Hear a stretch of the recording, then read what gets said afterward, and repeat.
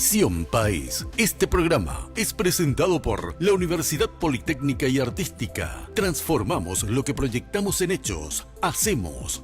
Con el auspicio de la Universidad Nacional de Pilar.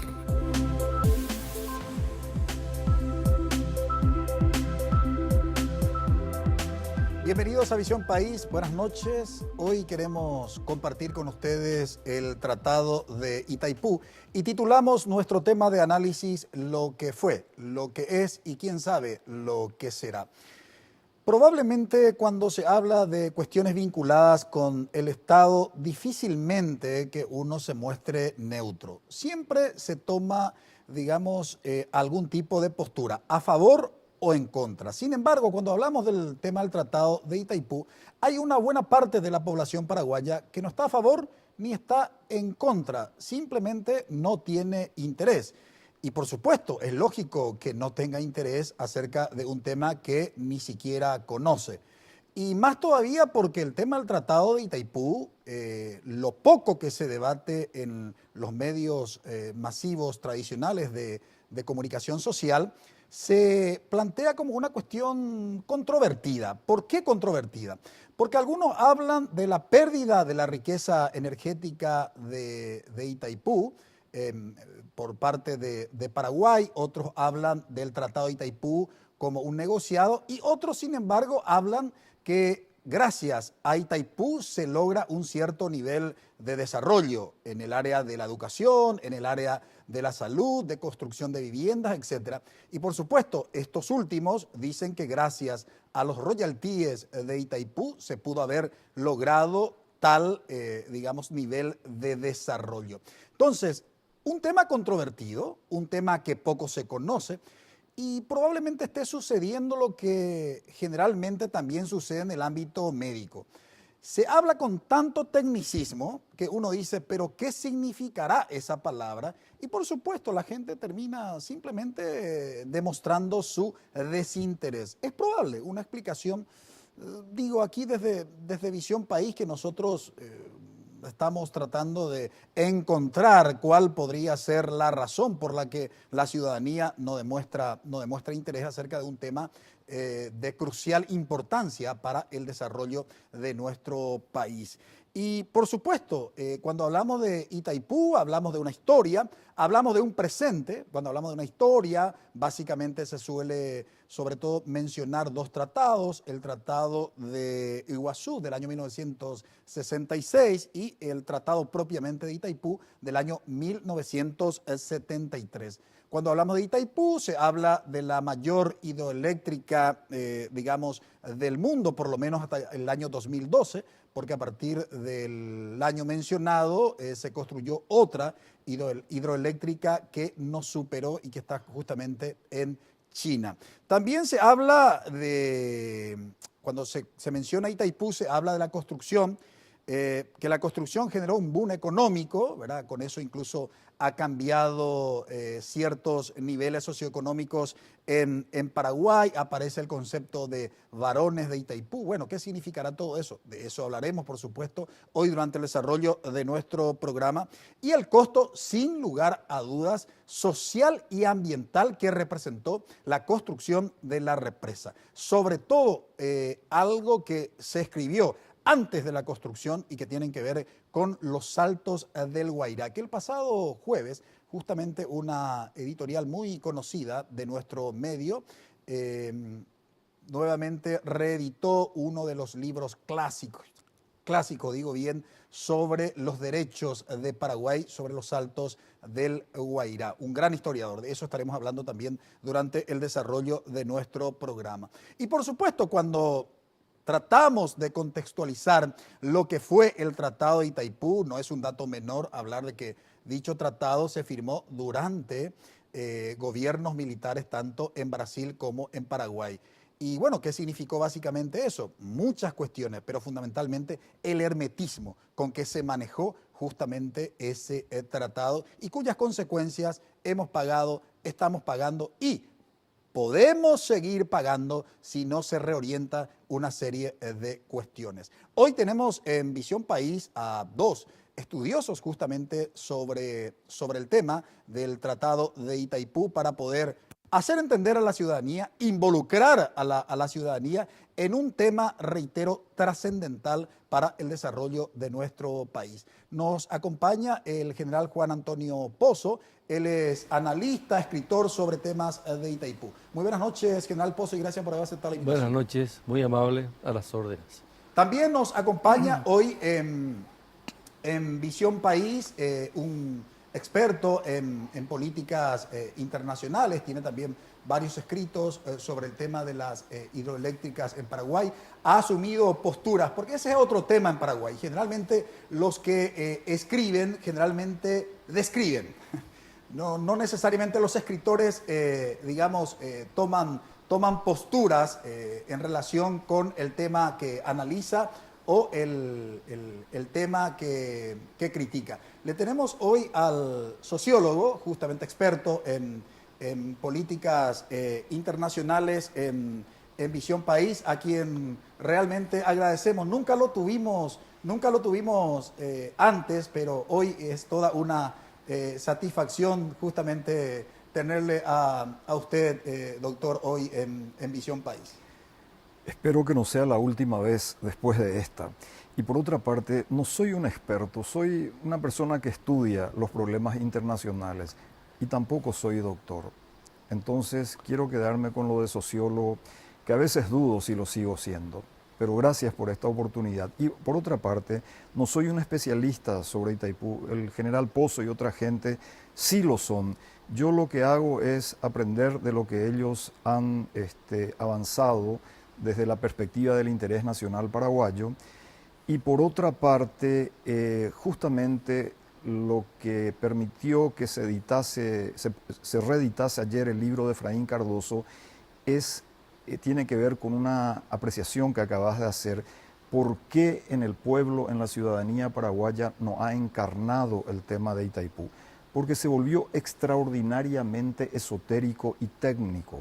Quiero volver sobre ese tema, bien, perfecto. Si me permitís. Sí, bueno, respetamos la humildad del profesor José Luis Simón, un reconocido intelectual de nuestro medio. Saludamos a nuestros panelistas.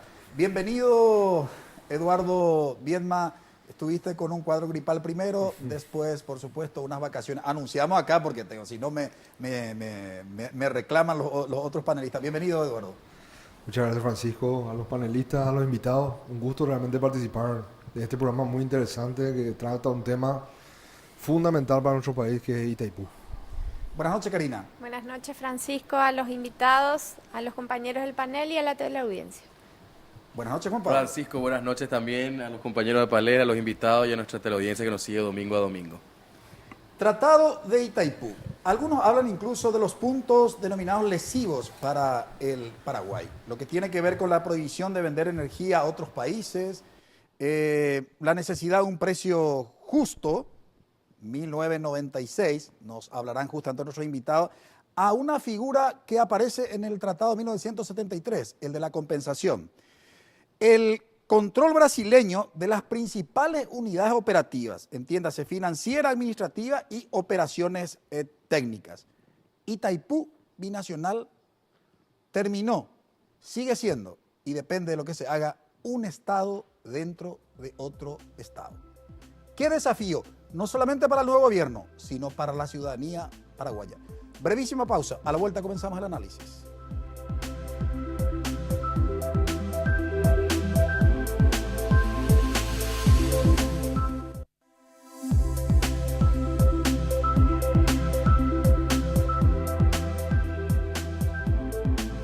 Si hay algo que se critica, sobre todo un alto porcentaje de los críticos, hacia el Tratado de Itaipú y hacia lo que es Itaipú como una entidad binacional, tiene que ver con los botines y privilegios que ha generado esta entidad desde su creación hasta la fecha. Y la poca transparencia, ¿no?, en lo que hace a la administración justamente de esta entidad. Aparte de lo que habíamos dicho antes de ir a la pausa, que es o se maneja por lo menos casi como un estado dentro de otro estado. Pero conversemos con los estudiosos sobre el tema. General Pozo, cuando hablamos de la entidad binacional Itaipú y tuviéramos que iniciar como punto de partida, ¿cuándo se inicia propiamente lo que después sería la hidroeléctrica de Itaipú? Sí, Itaipú se inicia con la necesidad del Brasil de energía eléctrica. Brasil crecía y no podía satisfacer su propia demanda.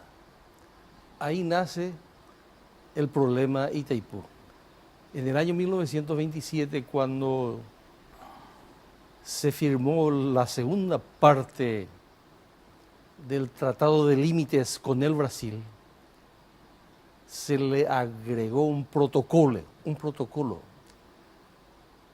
de tal suerte que se vuelva a redemarcar el territorio que ya se había instituido en el año 1874, de acuerdo con el Tratado de 1872, porque había sido que los Altos del Guairá seguían siendo paraguayos, estaba en territorio del Paraguay.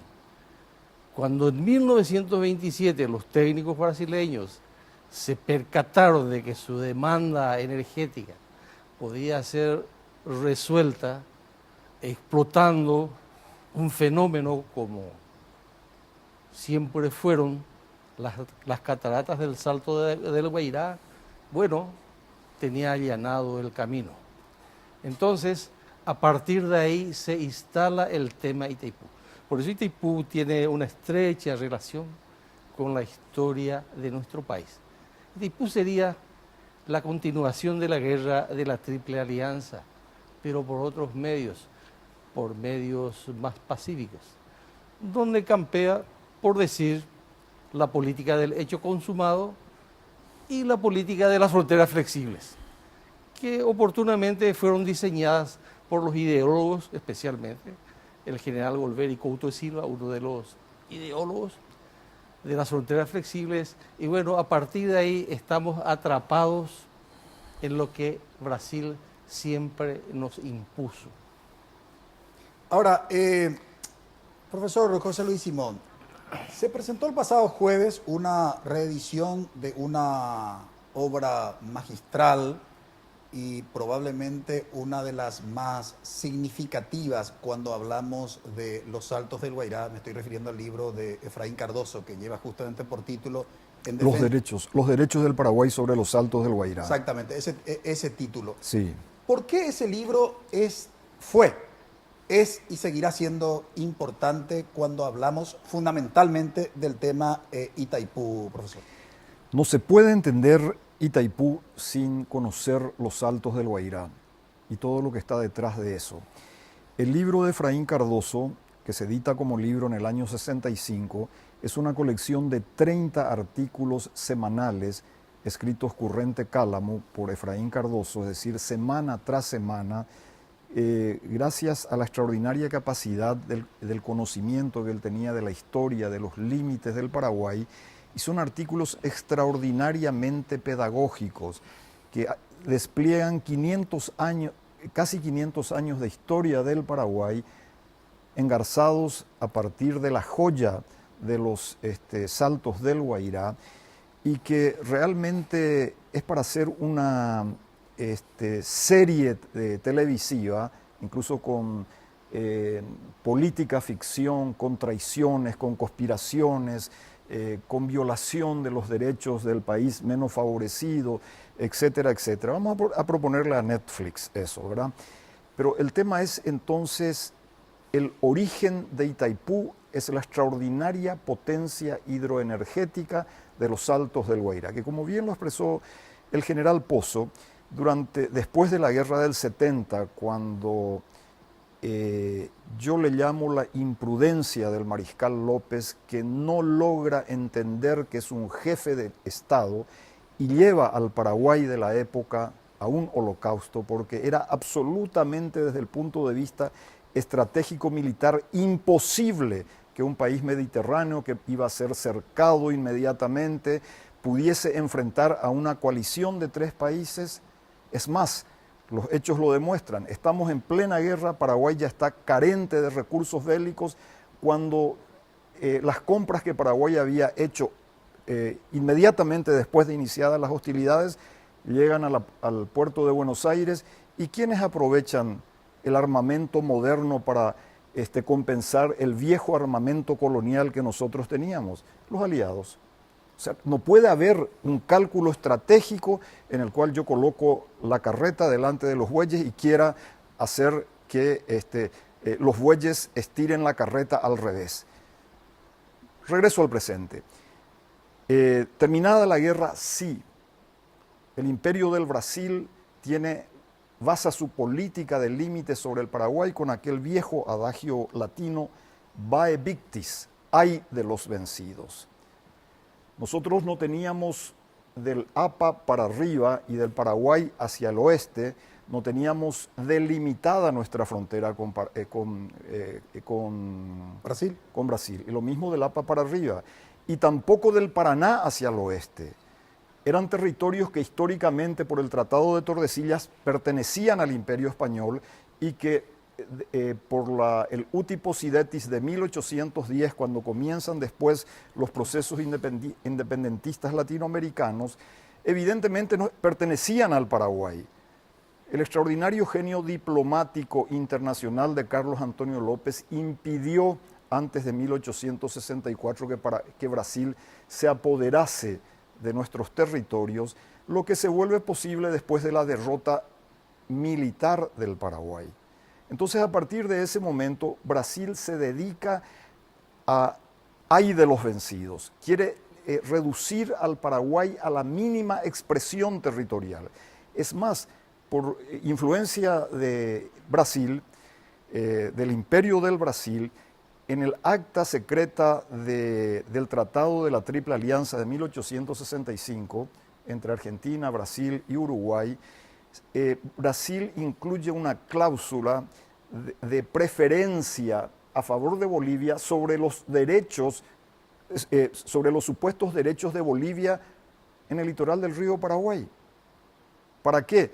Porque de esa manera también el Brasil ya empezaba a preparar su coyuntura posguerra de impedir que Argentina se quedase con el Chaco paraguayo, no porque quisiese defender la soberanía paraguaya, sino porque no quería ser vecino con Argentina, porque era más fácil ser vecino de Brasil, ser vecino de Ecuador, ser vecino de Bolivia, ser vecino de Paraguay, ser vecino de Uruguay que ser vecino de Argentina, una potencia subregional también.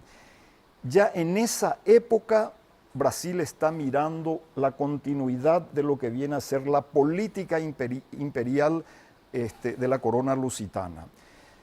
Terminada la guerra, se fija el Tratado de 1872, que tiene su periodo de demarcación entre 1872 y 1874, y Brasil, que en ese momento ni siquiera consideraba, desde el punto de vista de la maravilla natural, que además eran los saltos del Guairá. En esa época no tenía todavía vigencia, valor, la energía hidroeléctrica no existía aún. Entonces deja los saltos en poder de Paraguay.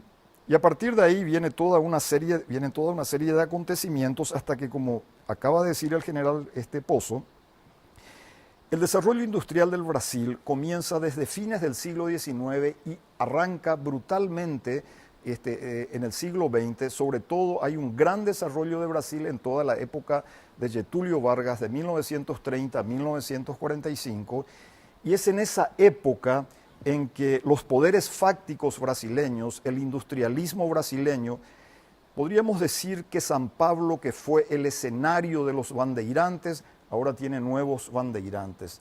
Ya no son traficantes simplemente de carne humana, es decir, esclavizar a los indios guaraníes. Ellos estaban aliados con los tupíes para enviarlos como esclavos a las minas brasileñas, a las facendas brasileñas, sino ahora son los empresarios, los industriales.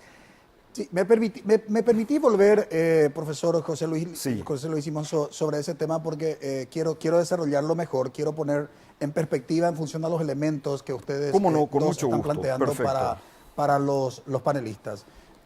Cuestiones muy interesantes, referencias que dio el general Pozo en relación con los tratados y el inicio prácticamente de lo que se podría llamar el Tratado de Itaipú y toda la descripción histórica hecha por el profesor José Luis Simón.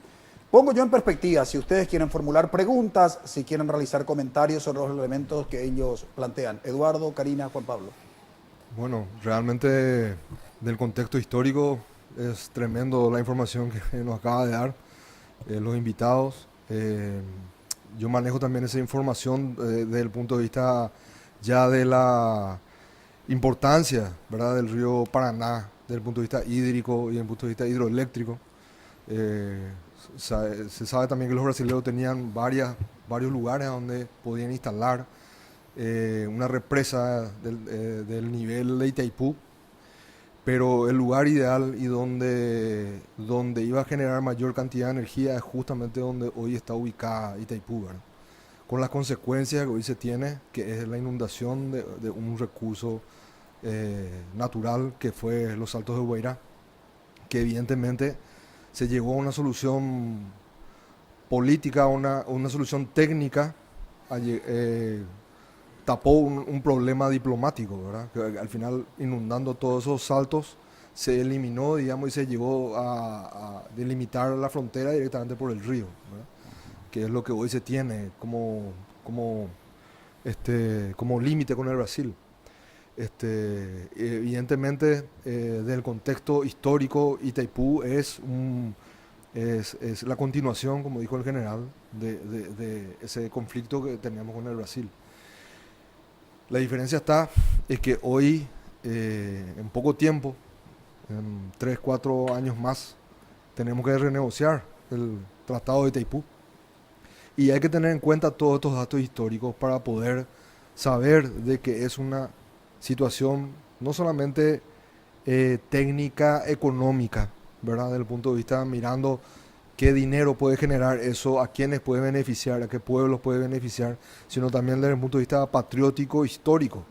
Porque así como el doctor José Luis Simón estaba hablando del tema histórico hace 50, 60, 100 años atrás, hoy estamos llegando a un punto histórico. O sea, el 2023 va a ser una fecha histórica para el Paraguay. Y lastimosamente lo que nosotros podemos ver hoy a nivel político, a nivel coyuntural, y lo que vamos a debatir un poco más en el programa, que es la falta total de interés de los políticos, de los juristas, de los empresarios, de la sociedad en general sobre un tema tan importante y trascendental como es Itaipú. Y realmente a mí me llama poderosamente la atención que ni siquiera en los colegios ni en las universidades se debata sobre el tema. No existe ningún tipo de interés, lastimosamente. Y estamos hablando de algo trascendental. Ahora, ¿a qué puede obedecer entre comillas, desinterés, Karina? ¿Y por qué pongo entrecomillado? Porque yo creo que hay una intencionalidad de que efectivamente la ciudadanía no participe de eso que se llama entidad binacional Itaipú, ¿verdad? Y todo lo que implica el tratado, que después vamos a trasladar la pregunta a nuestros invitados en lo que hace sobre todo a las cuestiones técnicas, ¿verdad? Del tratado. Y hago esta introducción porque incluso cuando uno lee cuál fue la postura de los estudiantes universitarios durante el tratado de 1973, hubo una reacción importante del estudiantado universitario. Digamos, en aquel entonces solamente contábamos con 2 universidades, la Universidad Nacional de Asunción y la Universidad Católica de Nuestra Señora de la Asunción. Y había, digamos, estudiantes conscientes de las implicancias que tenía, ese tratado en términos del perjuicio que podía ocasionar para Paraguay. Sin embargo, hoy, digamos, está totalmente ausente, como ya de alguna manera adelantó Eduardo, Karina. Sí, fundamentalmente una política deliberada de ocultar parte de la historia, ¿verdad? O sea, si uno lee los textos escolares, va a encontrar la construcción de Itaipú también para velar 35 años de un modelo dictatorial en el que, digamos, se ensalza la construcción de las grandes obras que permitieron el crecimiento económico del país, que generaban fuentes de trabajo, que permitían vivir con las ventanas abiertas y no preocuparse. O sea, hay una política deliberada de ocultar esta parte de la historia que es nuestra raíz, ¿verdad? Que es saber entender, así mismo como decía Eduardo, lo que pidan hoy tiene que ver también con la forma en que se vino negociando históricamente, donde el patriotismo poco importaba, ¿verdad? Importaba también los intereses particulares de los negociadores de turno, que generaron claques económicas en torno a obras que efectivamente implicaban hechos de soberanía fundamentalmente, que fueron entregados y que a la hora de firmar fueron dejados de lado. O sea, yo creo que esa política deliberada de ocultar la historia nos hace quizás no tener una película clara. Sería fantástico que las nuevas generaciones, quizás con estos nuevos medios, puedan acceder a reconstruir esa historia que hoy se limita casi a un evento turístico. O sea, hablar de Itaipú hoy es hablar de ir a visitar, es un lugar, digamos, que forma parte de la ruta turística para muchos sectores. Tampoco podemos exigirle a un pueblo que demande algo que no conoce. Cuando se logró la última negociación, se logran los recursos que derivaron en el FONACIDE, en los fondos extraordinarios, la gente lo tomaba casi como una conquista histórica, pero sin reconocer por qué era una conquista. O sea, estamos recibiendo esos recursos. Ahora, esos recursos no son una dávida, no son un regalo, eso tienen que ver con una disputa de espacios y reconocimientos por los gobiernos de turno. Entonces, creo que por allí también va quizás ese desinterés. O sea, el desinterés va primero porque se convirtió en un tema sumamente ligado a términos técnicos inaccesibles para muchos sectores. Y segundo, porque se limitó solamente a mostrar como una mega obra que daba soluciones más allá de las consecuencias o de lo que implicó. Juan Pablo, yo incluso aprendí el tema de la entidad binacional de Itaipú como un gran orgullo como paraguayo. Contamos con la mayor hidroeléctrica del mundo. Sin embargo, cuando comencé a informarme más, me encontré con una serie de cuestiones que finalmente Paraguay fue el menos favorecido y que vamos a hablar en los próximos bloques con los estudiosos acerca de ese tema. Hoy, ¿qué hay que hacer para recuperar que la ciudadanía paraguaya tome conciencia y se involucre en un tema del cual depende su futuro, su presente y su futuro? Y cuando planteaba justamente la hidroeléctrica más grande del mundo, yo creo que es porque nuestro vecino, para ellos todo es tan grande, ¿no? Un mayor del mundo, dice siempre el brasilero. Lo que también me parece importante en esa pregunta que me hace hacia el final, Francisco, es entender de que tenemos, gracias a una lucha ciudadana y un poco también lo que estaba diciendo Karina, la necesidad de ese empoderamiento de la gente, del ciudadano común que pueda aprender. Y me parece también, en honor a la visita que tenemos, el general Pozo viene hace mucho tiempo haciendo docencia también en relación a este tema, y me parece que es muy importante que lo siga haciendo para que más paraguayos y paraguayas puedan entender a profundidad, desde una mirada hasta diría educativa, de lo que es este tema tan complejo, porque es no solamente en materia técnica, sino en materia geopolítica, en materia de los tratados y cancillerías. Pero creo que también tenemos que aprovechar, cuando te decía, Francisco, lo de la herramienta ciudadana, tenemos una ley de acceso a la información pública y costó bastante que las binacionales ingresen también dentro del listado de fuentes públicas a la cual se pueden consultar informaciones. Nosotros vamos camino, y decía Eduardo también eso, hacia un tratado bastante complejo.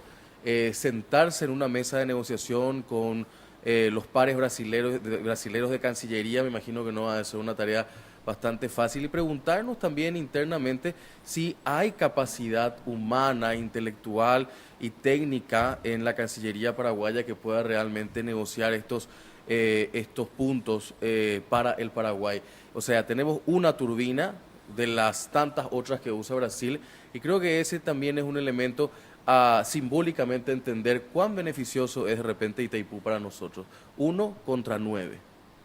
A la vuelta de la pausa estaremos hablando del Tratado de 1973 y de los anexos, porque ahí hay cuestiones sobre los cuales debemos tomar conciencia. Brevísima pausa.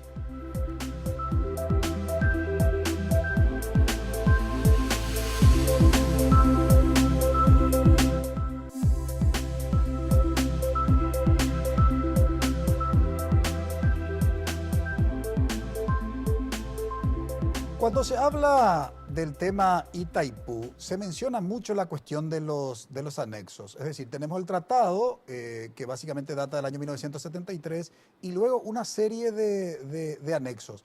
Pero trasladamos la pregunta al general Pozo, que viene analizando, reflexionando y criticando hace un par de años. Básicamente, ¿qué se puede destacar del Tratado de 1973 y de los anexos, sobre todo en lo que desfavorece a Paraguay, Sí, general Pozo?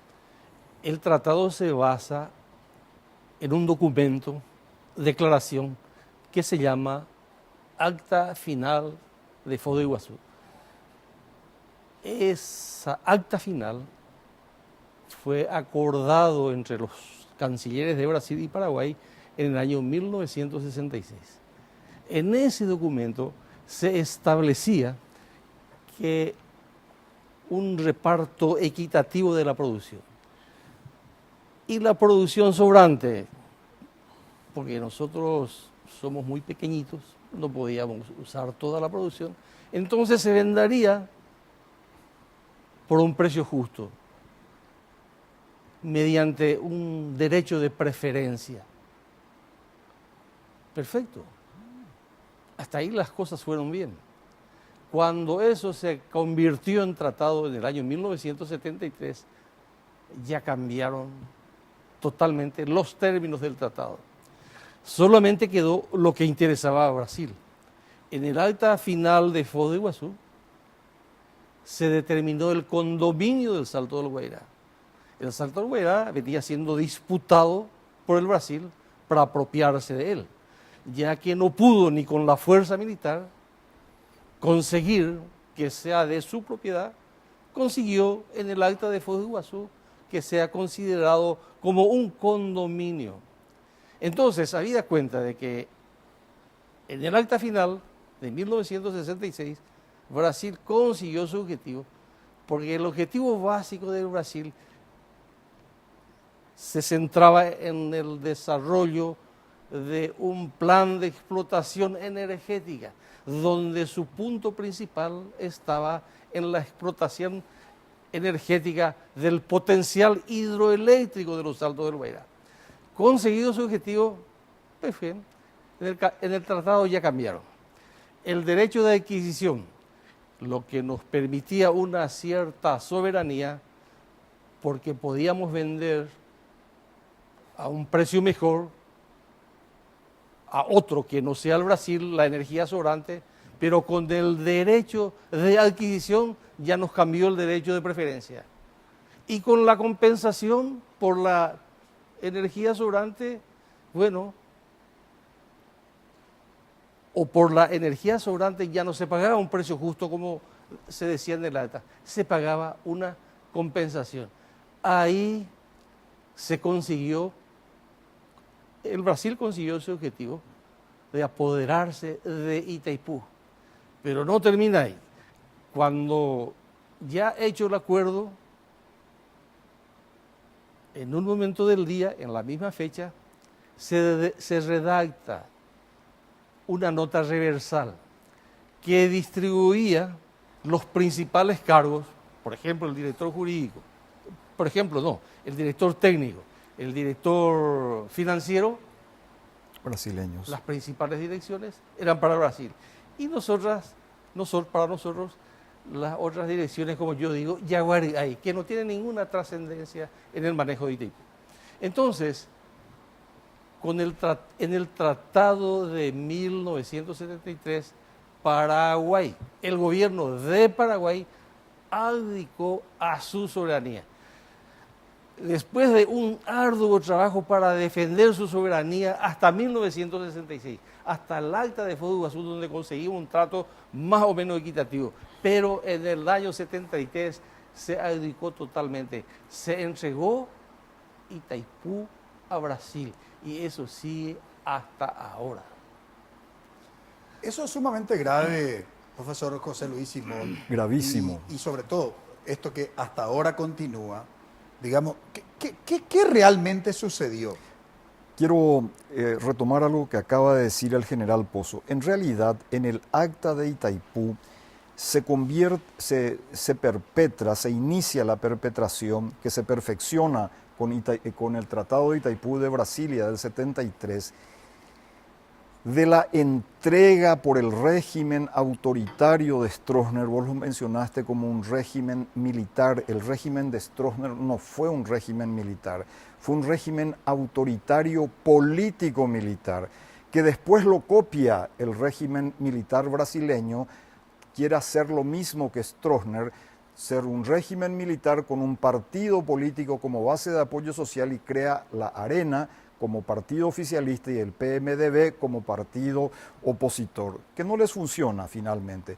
En el caso de Paraguay, el poder militar fue subordinado porque se estronizó, lo mismo que el Partido Colorado, y también la oposición, porque hubo un liberalismo estronista, como hoy día hay un liberalismo cartista, etcétera, etcétera. Pero volviendo al tema del acta de Itaipú, Brasil logra y compra al régimen de Stroessner lo que no era de ellos, los saltos del Guairá, que Efraín Cardoso demuestra por todos los medios posibles, inclusive con bibliografía brasileña, que los saltos del Guairá siempre fueron paraguayos. Y en el acta de Itaipú se habla del condominio de la explotación hidroeléctrica. Condominio significa el dominio conjunto de las partes.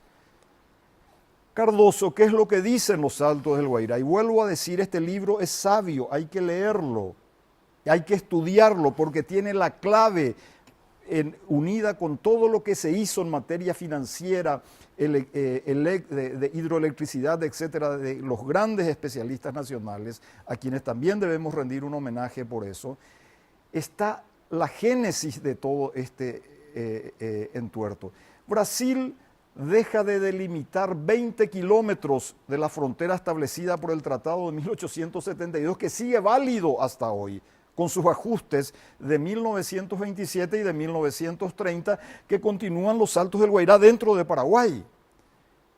Coloca condominio de la explotación hidroeléctrica desde y hasta los saltos del Guairá, hasta la desembocadura del Iguazú.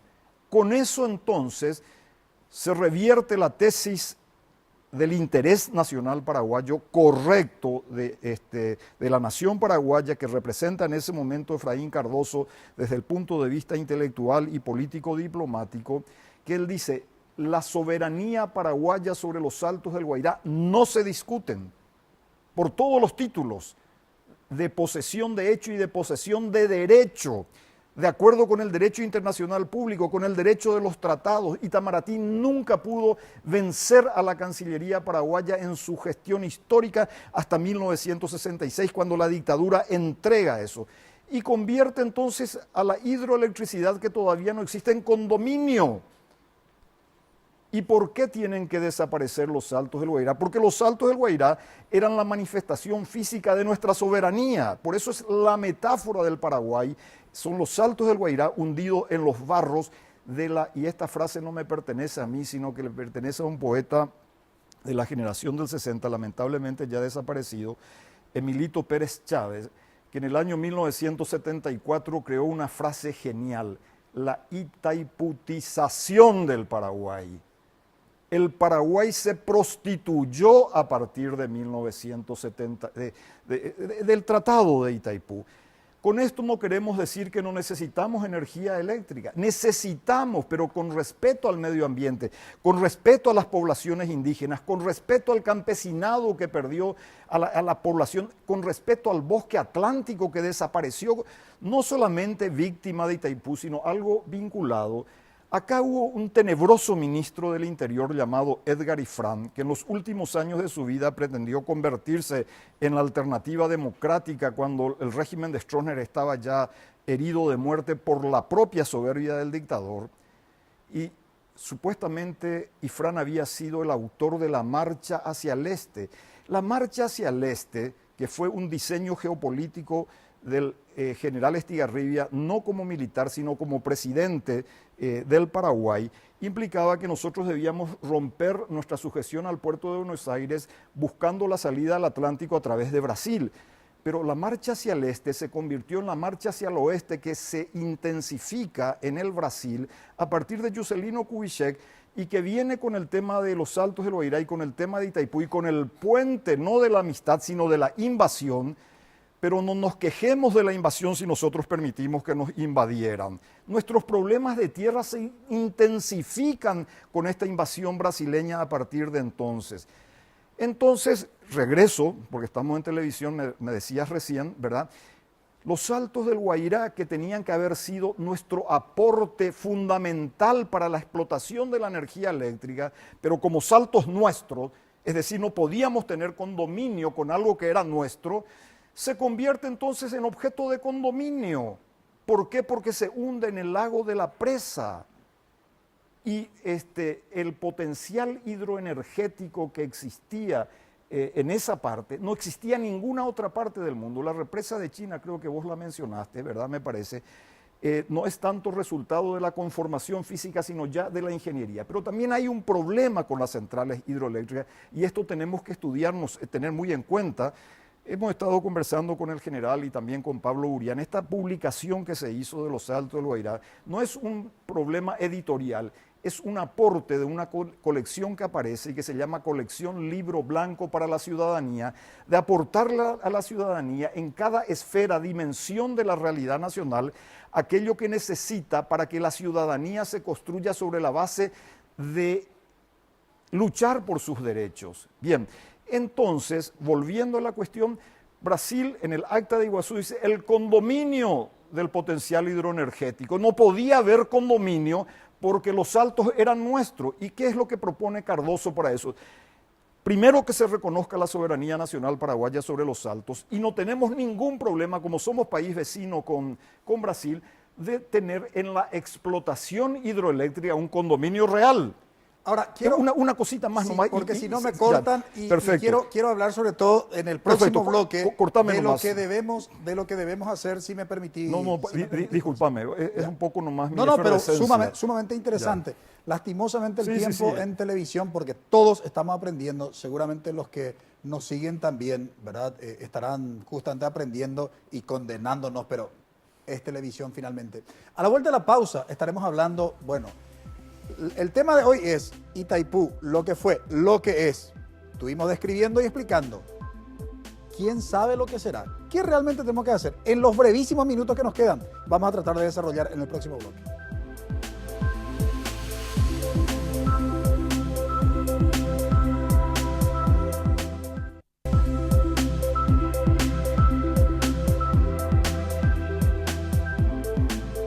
¿Qué realmente se tiene que hacer con Itaipú, con el Tratado de Itaipú, para que beneficie a la ciudadanía paraguaya? Pobreza, problemas en educación, problemas en salud, problemas de viviendas, en fin, si vamos a enumerar aquí todos los déficits sociales que hay en nuestro país, podrían ser solucionados, dicen algunos analistas, si logramos renegociar de manera justa el Tratado de Itaipú, que está previsto para el año 2023. Pero trasladamos la pregunta a los estudiosos. General Pozo, ¿qué tiene que hacer? Sobre todo, es una responsabilidad política. Sí. Se tiene que generar, sin lugar a dudas, concienciación ciudadana, pero es una responsabilidad fundamentalmente política la renegociación del Tratado de Itaipú para el año 2023. El próximo 15 de agosto asume un nuevo gobierno. ¿Qué debe hacer el gobierno de Marito, el Congreso de la Nación paraguaya, para lograr esta vez de la renegociación un tratado equitativo, justo y que beneficie al Paraguay? Voy a tratar de sintetizar brevemente. Itaipú debe volver a su fin y a su objeto principal. Itaipú está para producir energía, y si es posible, la más barata posible. para los consumidores, tanto del Brasil como del Paraguay. Hoy día, Itaipú se usa como una caja chica de los dos presidentes, tanto del Brasil como del Paraguay. Brasil, ¿qué ocurre en Itaipú? Itaipú vende la energía por sobre su costo, vende una energía cara. Esa diferencia entre el costo real y el costo ilegal, por decir así, genera un colchón de dinero que básicamente fluctúa entre 70, 90, 100 millones de dólares por año. Eso manejan los mandatarios, tanto de Brasil como de Paraguay. Los directores están sometidos, no pueden decir nada si quieren permanecer en su cargo.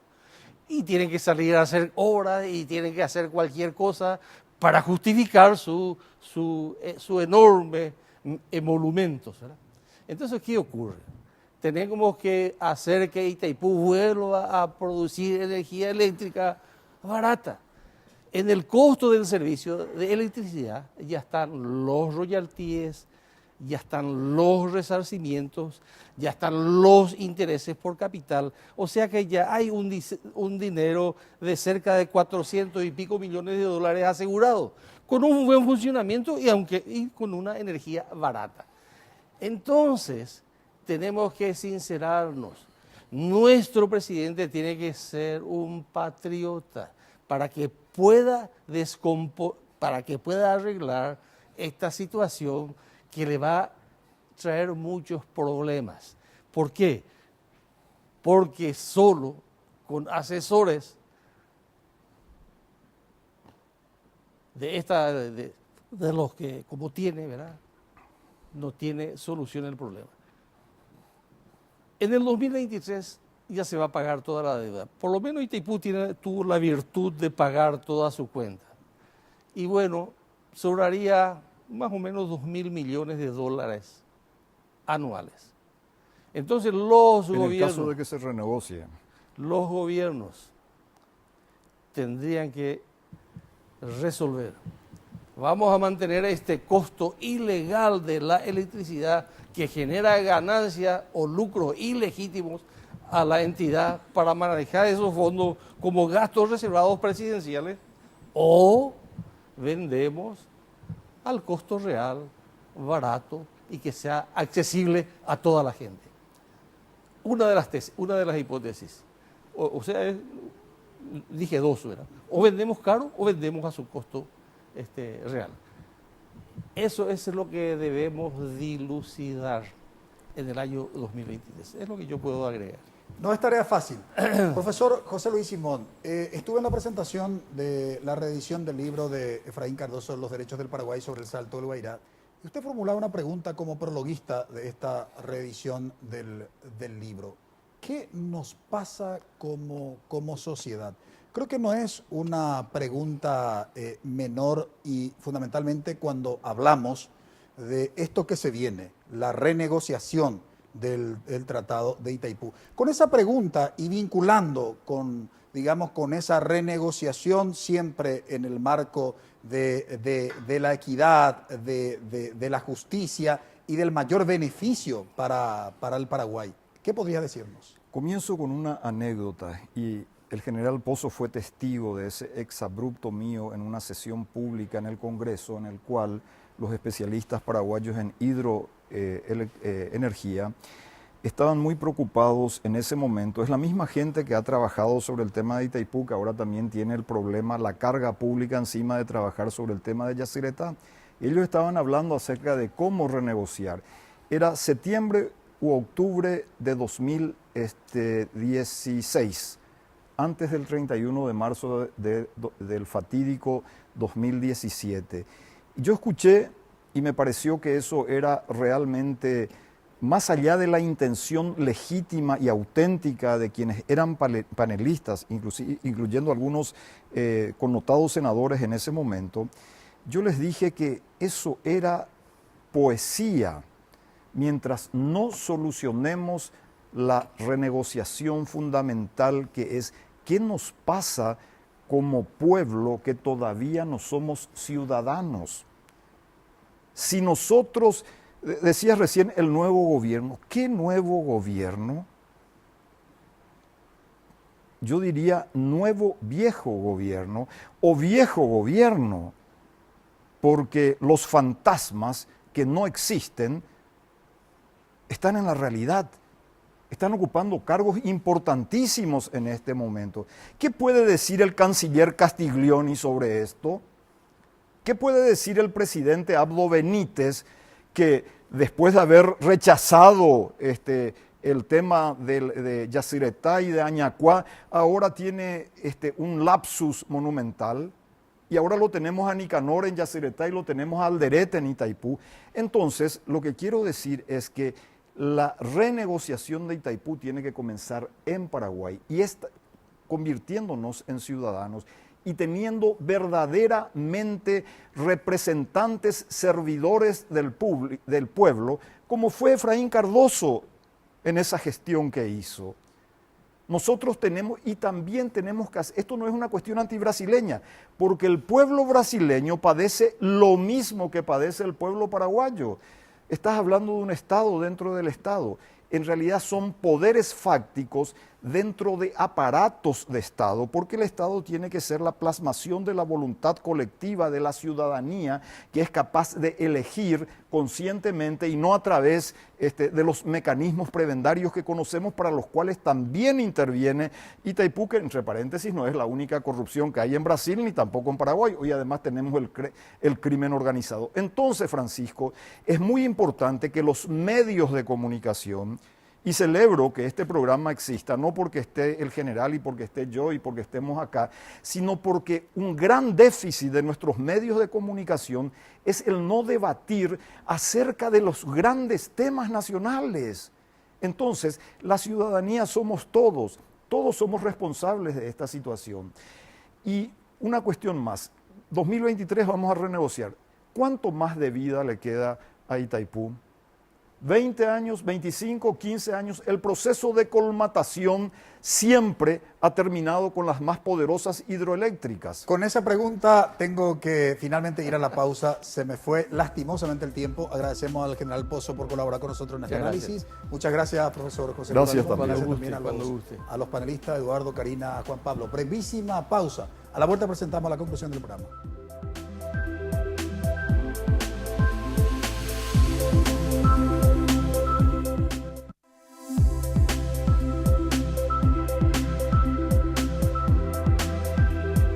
Itaipú, lo que fue, lo que es y quién sabe lo que será, ha sido el tema de análisis. Lo tuvimos a dos estudiosos, al general Juan Antonio Pozo y al profesor José Luis Simón. Fueron muy claros nuestros invitados, sobre todo respecto de quién sabe lo que será. Porque es cierto, no podemos revertir lo que ya aconteció, pero es importante que tomemos conciencia de lo que sucedió para que en el futuro no vuelva a suceder. Por eso es importante hablar de lo que fue y de lo que es Itaipú, para que en el futuro sea realmente una entidad binacional en beneficio de la ciudadanía paraguaya.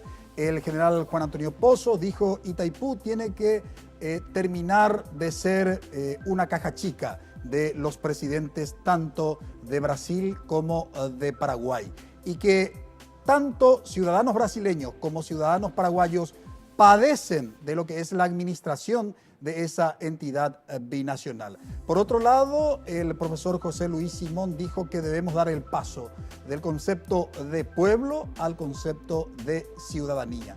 Tenemos que ser conscientes y ejercer ese poder ciudadano que tenemos.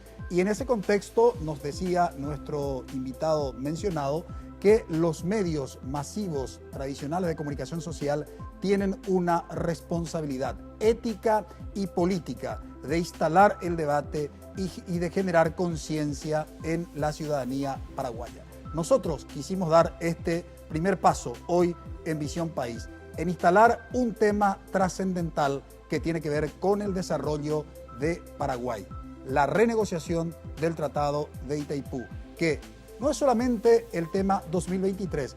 Ahora tenemos que ir instalando el debate para saber cómo vamos a llegar en ese tiempo.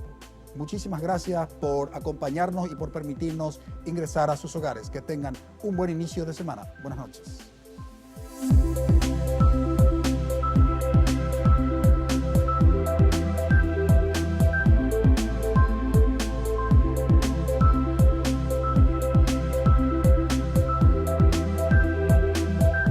Visión País. Este programa fue presentado por la Universidad Politécnica y Artística. Transformamos lo que proyectamos en hechos. Hacemos. Con el auspicio de la Universidad Nacional de Pilar.